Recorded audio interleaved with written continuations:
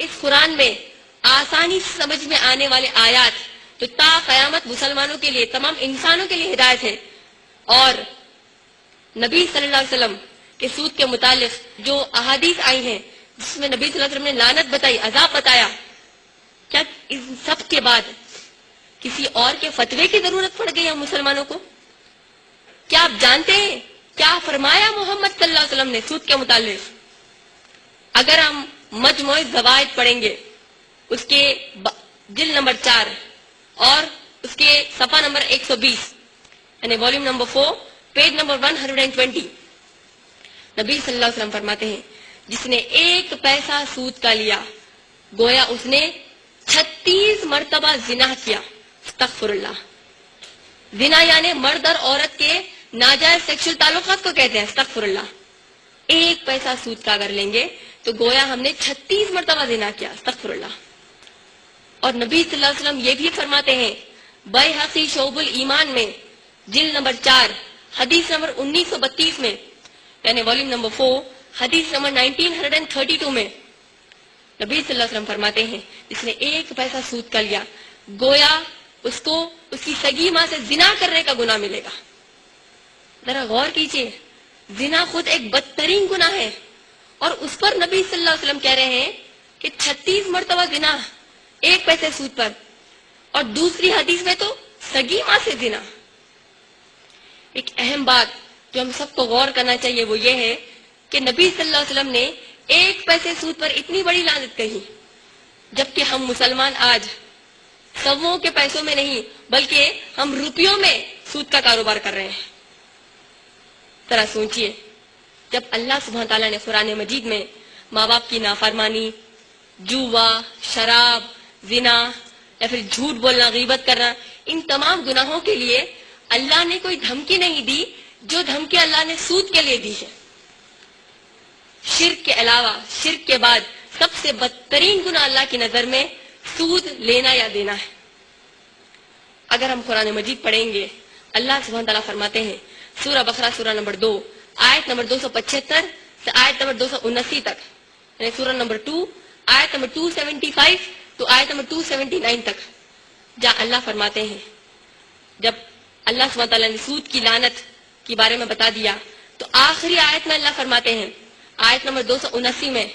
اے نبی صلی اللہ علیہ وسلم کہہ دیجئے ان مسلمان اور غیر مسلمان سود خوروں سے کہ اب اگر یہ سود پر پیسہ لیں گے یا دیں گے تو پھر ان کو کہہ دیجئے کہ یہ تیار ہو جائے اللہ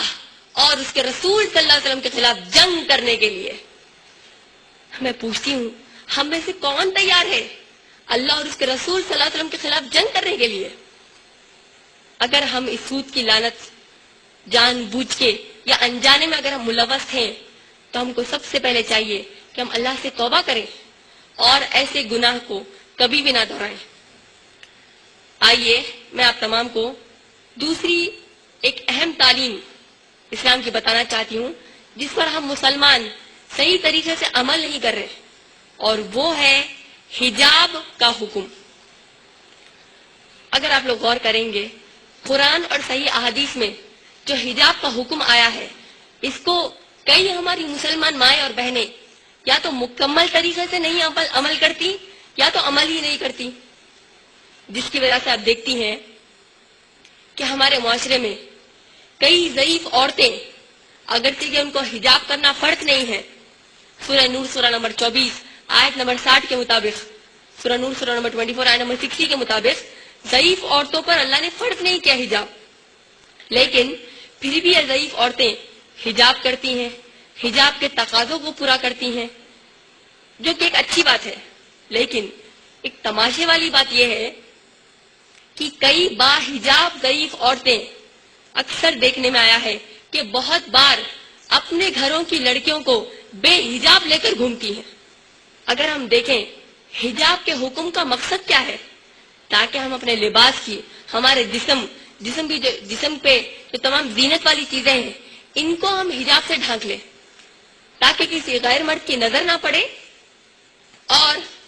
پھر ہم کو کوئی نقصان نہ ہو۔ لیکن آج ہم دیکھ رہے ہیں کہ ہماری کئی مسلمان بہنوں نے हिजाब का ही फैशन शुरू कर दिया, जबकि असलियत में फैशन का हिजाब करना है। आज आप गौर कीजिए, घुटने से ऊपर तक बुरखे या चादरें,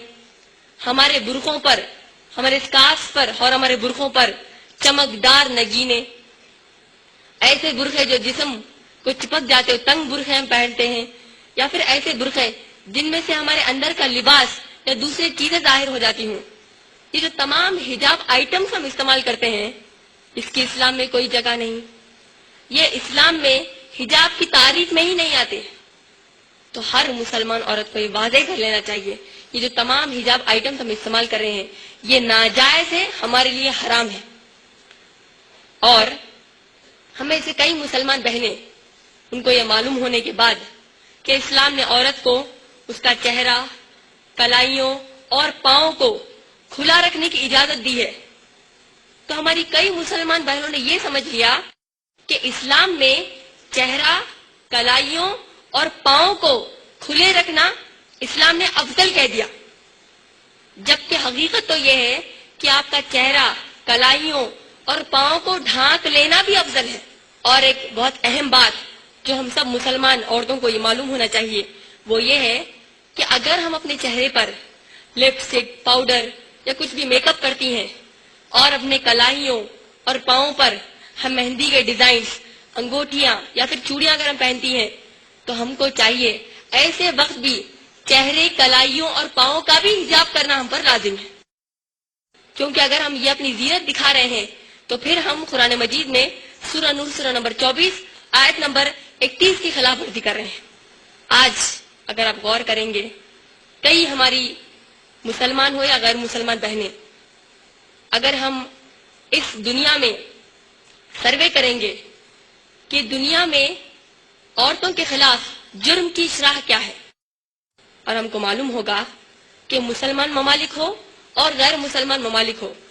दोनों के बनिस्बत मुसलमान ममालिक में, जिसमें खास तौर पर सऊदी अरेबिया आ गया, जहां पर औरतों के लिए लाजिम है कि वो जब अपने घरों से निकले तो हिजाब उन पर लाजिम है, तो ऐसे मुसलमान ममालिक में औरतों के खिलाफ जुर्म की शरह बिल्कुल ही कम है। जबकि अगर आप गैर मुस्लिम ममालिक देखेंगे तो वहां पर मालूम होगा कि स्पेशली वेस्टर्न कंट्रीज में, मगरबी ममालिक में, सरमा के मौसम में मर्द आदमी वो लोग तो अपने आप को ऊपर से नीचे तक कवर कर लेते हैं, ढांक लेते हैं सर्दी से बचने के लिए, लेकिन औरतें बमुश्किल कोई कपड़ों में दिखती हैं। ऐसा लगता है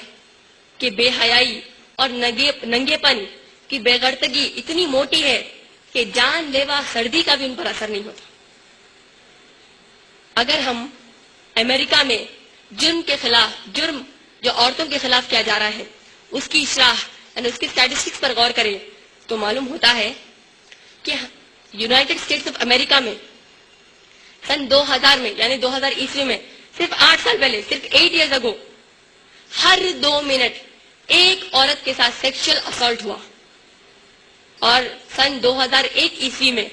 नेशनल क्राइम विक्टिमाइजेशन सर्वे ब्यूरो बताती है, यूएस जस्टिस डिपार्टमेंट के तहत, कि सन 2001 ईस्वी में सिर्फ वो एक साल में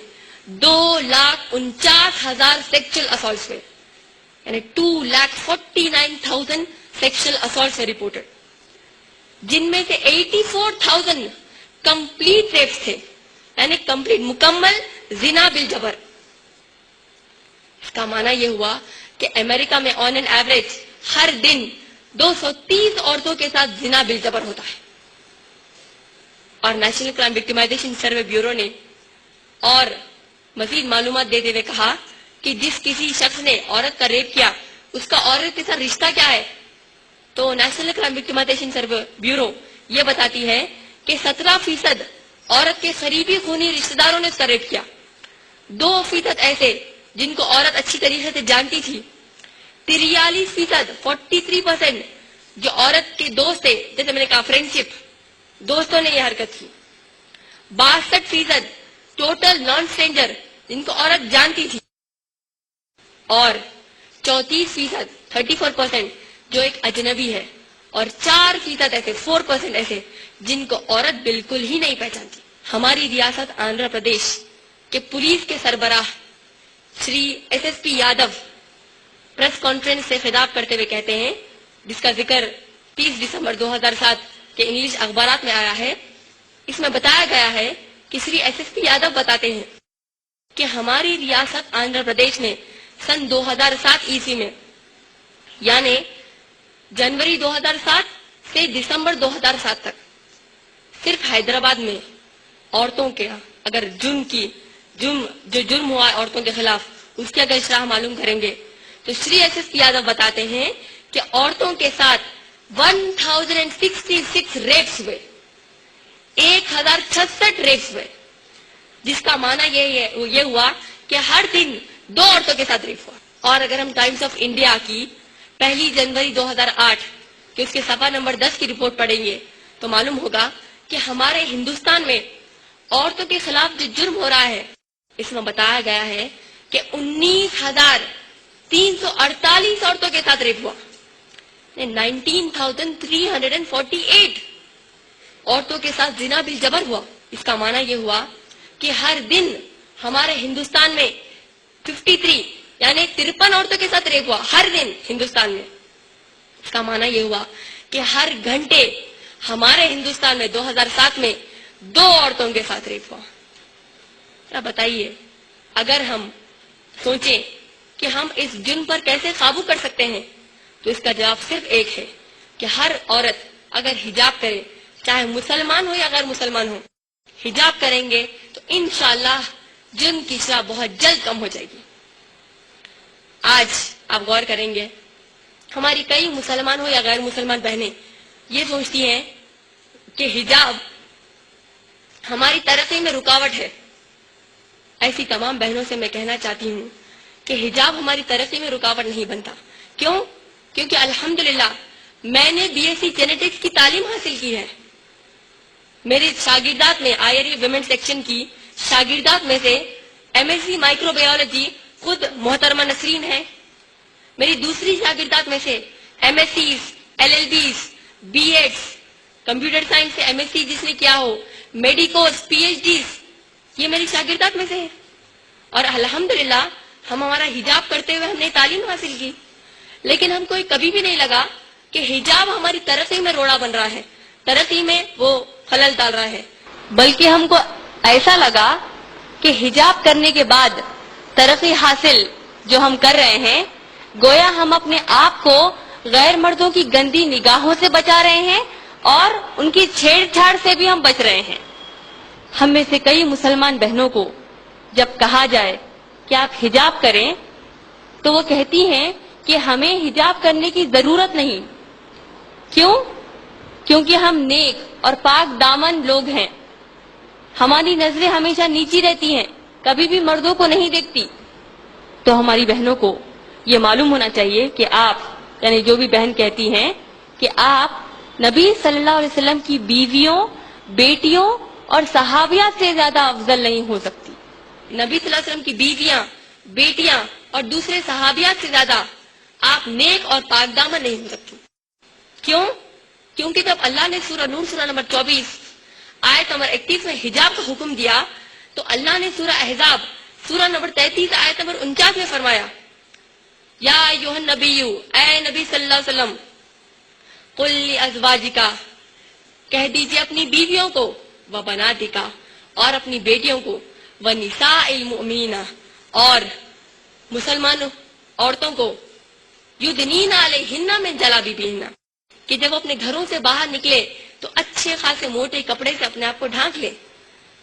ज़ालिक अदना अन युरफ़ना फला युज़ैन व कान अल्लाहु गफ़ूरुर रहीम, ये उनके लिए बेहतर होगा ताकि वो पहचानी जाए और उनके साथ कोई बदसलूकी ना हो। यही अल्लाह की तरफ से नाजिल किया हुआ हुक्म है। इससे ये मालूम होता है कि हम औरतें नबी सल्लल्लाहु अलैहि वसल्लम की बीवियों, बेटियों से ज्यादा अफजल नहीं हो सकते, क्योंकि जन्नत में जो तमाम औरतों की सरदार फातिमा रज़ियल्लाहु अन्हा, मरियम अलैहिस्सलाम के अलावा जो है,